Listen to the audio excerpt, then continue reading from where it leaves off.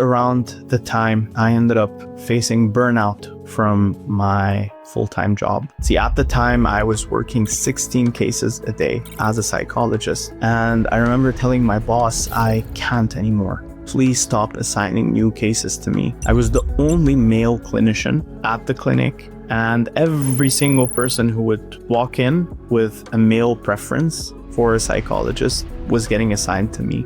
And so as a result, I was the one clinician with the most amount of caseload, which for her was great news because it's one person bringing so much revenue. For me, it was a nightmare because on one hand, it is unethical, illegal for a psychologist to take on that many caseloads. And the reason for that is there is no way you can properly focus 16 hours a day, no breaks, on every single client that came your way. I started forgetting details, mixing up client information, mixing up stories that I had heard from one client with another client, and I decided to flag this. I told her I'm starting to mess up at my job, a job that I love so dearly, and I don't think this is helpful, not to me, not to you, not to the people I was treating, and that I needed to scale down on my workload. To which her reply was a laugh, as well as telling me, you're never going to find a position that pays you more than this one. You should be grateful for what I am giving you. I will not be scaling back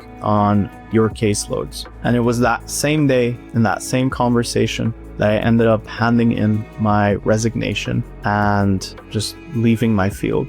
My plan around that time was just to use my social platform to stop relying on any clinic handing me my caseloads, and instead for me to find my own clientele.